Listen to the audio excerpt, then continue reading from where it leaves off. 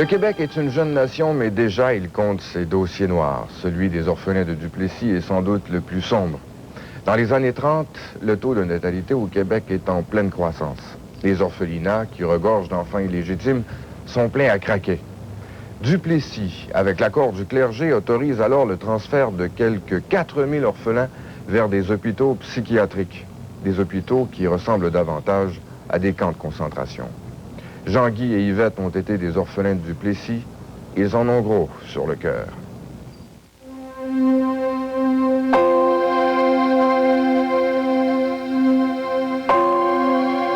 Sous le régime de Maurice Duplessis, 4000 orphelins ont été enfermés dans des hôpitaux psychiatriques du Québec.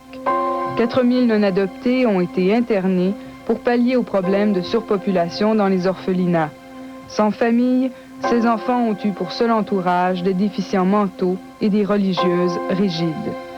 Traités comme des indésirables, ils ont connu les électrochocs, la camisole de force et le fouet.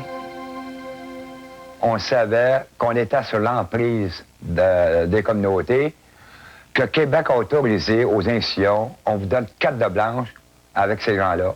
On vous donne la main-d'œuvre à bon marché, faites ce que vous voulez. Si vous voulez tuer, ça, c'est pas nos problèmes. Comme certains orphelins sont morts, mais dans quelles circonstances, on ne peut pas tout le décrire. Une fois, il y avait une religieuse. Elle avait une manie, elle, puis on avait du plancher de terrazzo, là, dehors, hein. Elle avait une manie, elle, prendre l'enfant comme ça, autour du menton, puis par le coin en arrière, elle les levait de terre. Puis elle les balancinait de même, là. Puis là, moi, j'avais les yeux grands comme la pièce. Elle les balancinait de même, puis elle les lâchait à terre. Moi, j'ai vu une petite fille une fois perdre connaissance à terre. Puis quand elle est venue me prendre de même, moi, là, j'ai eu peur. Yvette Gascon, 52 ans. Elle est née à la suite d'un viol en 1939. Elle demeure 7 ans et demi à l'orphelinat. On l'enferme ensuite à l'hôpital Saint-Julien. Yvette y passe 15 ans. Jean-Guy Labrosse, 52 ans. Il est né en 1939 d'une mère célibataire.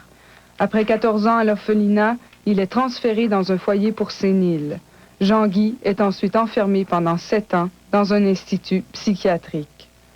Yvette et Jean-Guy sont nés à une époque où les orphelinats débordent. Enfants illégitimes, ils sont arrachés à leur mère et placés en adoption avec des milliers d'autres enfants. Pour des raisons inconnues, plusieurs certificats de naissance sont falsifiés et les parents perdent toute trace de leurs enfants.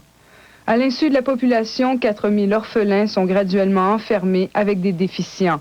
Ces enfants ont perdu leur jeunesse et leur dignité. Le jour où ils sont passés dans le monde des fous reste à jamais gravé dans leur mémoire. La seule chose que je me rappelle, que j'ai jamais digéré et que je pardonnerai jamais, c'est quand les sœurs nous ont menti. Mais pas rien qu'à moi, 16 petites filles. Soit disant que ceux qui vont être sages, ils vont faire un très long voyage. Ça a été un voyage, un aller sans retour, pour nous mener dans une grande maison dans les cantons de l'Est, qu'on appelait Hôpital Saint-Julien de Saint-Ferdinand d'Halifax, dans le comté de Mégantic. Ça, on allait là pour y rester. C'était notre chez nous, là. Qu'est-ce qui m'a frappé quand je suis arrivé au foyer Saint-Luce, le 4 de septembre 1955? On a soupé, il était 8 heures le soir. Puis ça faisait la première fois qu'on soupait devant les vieux. Parce qu'on a trop soupé entre orphelins, nous autres. Puis là, ça frustrait les orphelins. Parce que c'était nouveau, là, tu sais. Puis tous les orphelins qui étaient là vivaient dans l'inquiétude, se demandaient qu'est-ce qu'ils vont donner au fur et à mesure que les journées vont avancer. C'est là qu'on s'est aperçu que le Bureau B avait qu'un but, c'était de prendre les orphelins pour sauver l'argent puis sauver du personnel. Les orphelins de Duplessis commencent à travailler très jeunes. À 8 ans et demi, Yvette doit prendre des responsabilités d'adulte. Surnommée les doigts de fée par les religieuses, elle est assignée aux travaux de couture et à l'entretien ménager.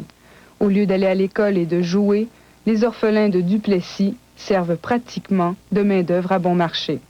Et quand ils ont vu que je captais assez vite, ils ont dit, elle, à ça qu'elle connaît ses lettres, son école vient de finir là. Ils me gardaient pour leur production. Ils me faisaient faire des tableaux, des coussins, broder des grandes nappes, n'importe quoi. Je raccommodais des linges des surveillantes, des employés, on appelait les surveillantes, des religieuses. Je raccommodais tout. J'avais 8 ans. J'étais obligé de le faire. Moi, au foyer Saint-Luce, je travaillais sur la ferme, je tirais les vaches. Ou encore, j'avais la responsabilité d'entretenir les dortoirs, faire les lits, ou balayer les planchers, ou laver le plancher s'il y a lieu. Puis les vieux qui pissaient au lit ou qui chiaient dans leur lit, bien c'est eux qui avaient la responsabilité de charger leurs draps. Les institutions abusent des orphelins. La mentalité de l'époque veut que les enfants travaillent tôt. Mais dans le cas des orphelins, il y a souvent exagération. Georgette Hayfield, ancienne religieuse chez les Sœurs Grises, a été témoin de ces abus. Infirmière à l'hôpital où Yvette est enfermée, elle voit les enfants s'épuiser au travail. Madame Hayfield s'oppose en vain à cette politique. L'abus chez ces enfants-là, c'est chez les jeunes adolescentes, je pourrais dire, on leur faisait faire des travaux vraiment qui dépassaient leur capacité physique et l'âge aussi.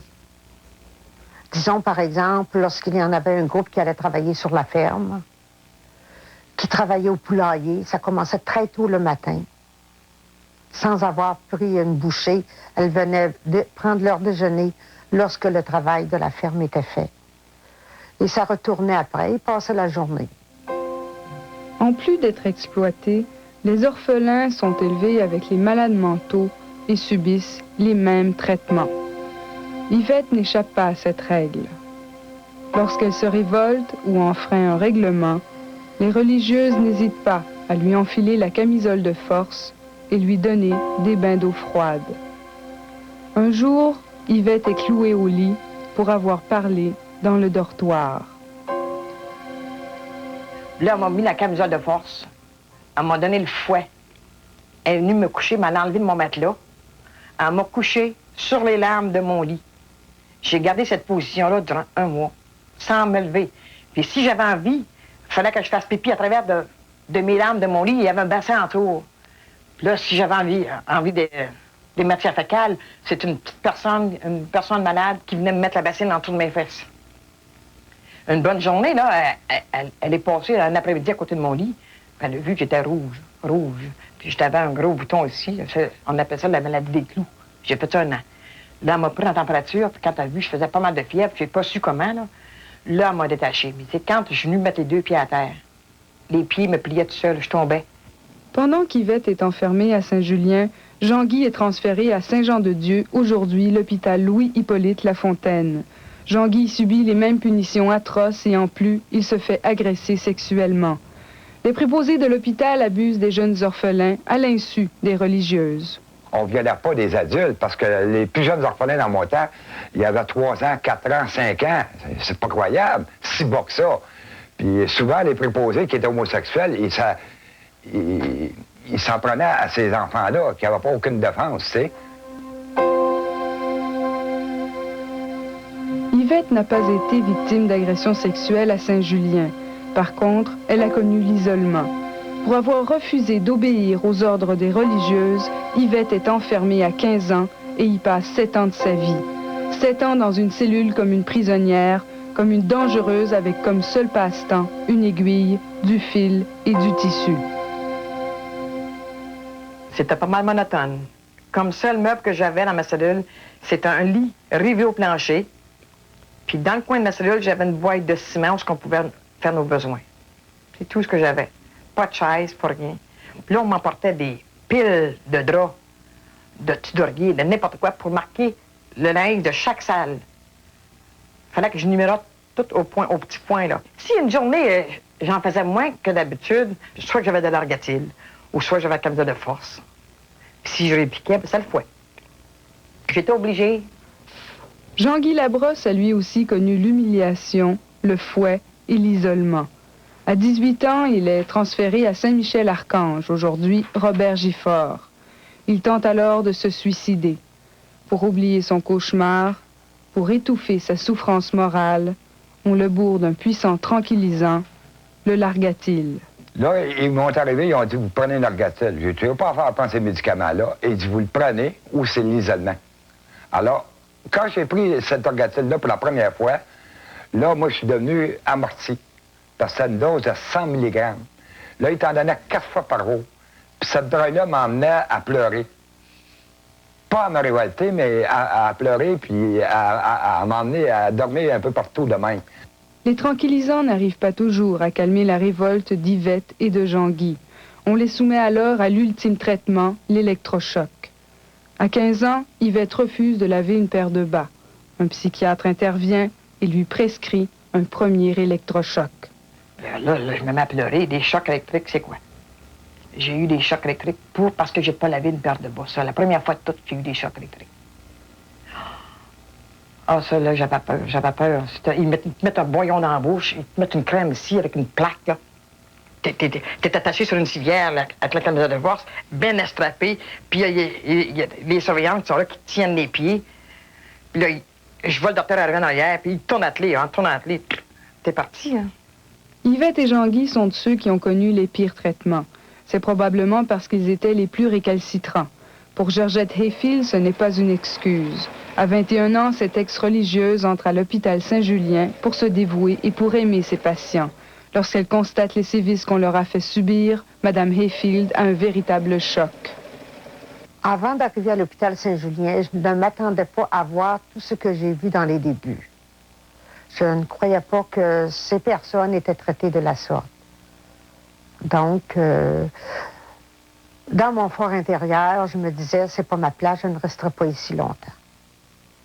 C'est ce qui fait qu'à un moment donné, j'ai changé de département. J'ai même demandé de me changer où je partirais parce que je ne pouvais pas assumer ce qu'on me demandait. Je trouvais ça trop lourd. En 1961, le cauchemar d'Yvette et de Jean-Guy se termine. Avec la commission Bédard, le gouvernement Lesage fait sortir tous ceux qui n'auraient jamais dû être enfermés. Yvette est alors placée dans une famille comme ménagère et Jean-Guy travaille à la crèche d'Youville. À 23 ans, Jean-Guy écrit le premier livre d'une série de 3. Enfin, la vérité éclate. Yvette aussi écrit son histoire dans l'intention de la publier. 30 ans après leur libération, Yvette et Jean-Guy n'ont pas oublié. Ils ont un rêve commun, que le gouvernement s'excuse. Oui, j'ai des séquelles. J'ai des séquelles là. Puis, dans ma tête, je peux pas oublier. On dit pardonner car ils ne savent pas ce qu'ils font. Mais je peux pas oublier. C'est impossible, je suis marquée pour le restant de mes jours. Il n'y a personne qui pourrait oublier ces traitements-là, c'est impossible.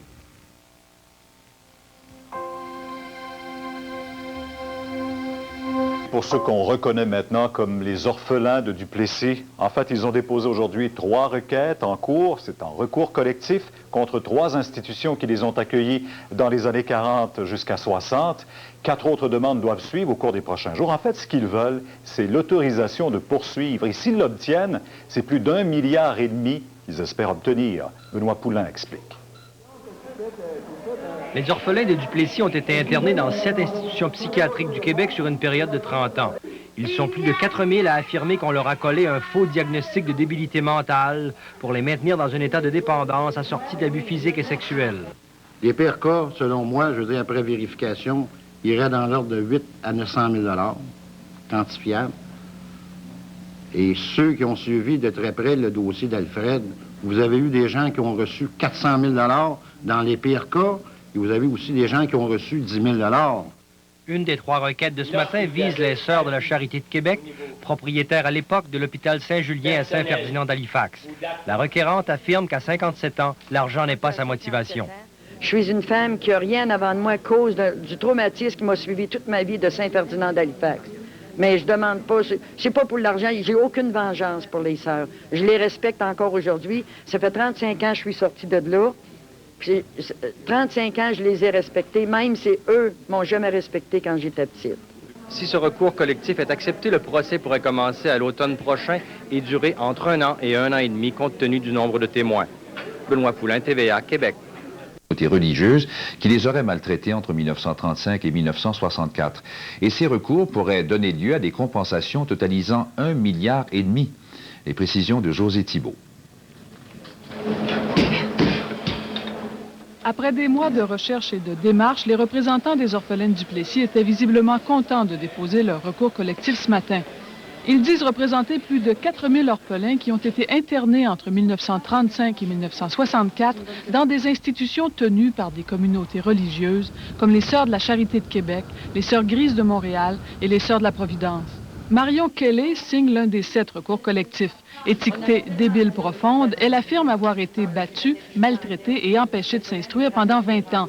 Elle dit qu'elle ne cherche pas la vengeance ni de l'argent, mais plutôt la reconnaissance de sa normalité et la paix de son âme. Il n'y avait rien à faire. 3-4 portes fermées par-dessus toi.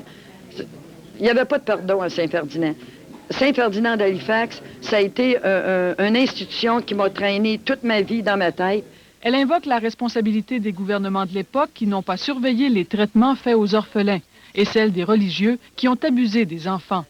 Leur avocat croit qu'ils peuvent recevoir d'importantes compensations. Les pires cas, selon moi, je veux dire, après vérification, iraient dans l'ordre de 8 à 900 000 $. Tout dépend du nombre d'années d'internement dans les institutions. Ces dommages seraient calculés selon les séquelles psychologiques subies, les pertes de revenus dues au manque d'instruction, les déboursés reliés à leur suivi psychologique, la rémunération qu'ils auraient dû recevoir pour le travail fait à l'orphelinat et les souffrances et pertes de jouissance de la vie à la suite de ce qu'on leur a fait vivre. Cela pourrait aller chercher le $1,5 milliard d'indemnités. Les requêtes en autorisation d'exercer des recours collectifs seront regroupées pour être entendues probablement à Montréal l'automne prochain. La décision, elle, ne viendra sans doute que plusieurs mois plus tard. Quant aux représentants des communautés religieuses visées par ces procédures, ils réservent maintenant leurs commentaires, d'autant plus qu'une enquête de police sur les présumés mauvais traitements qu'auraient subis certains des enfants est en cours et que des accusations criminelles pourraient être portées. Josée Thibault, au Palais de justice de Québec. Il y a deux groupes qui veulent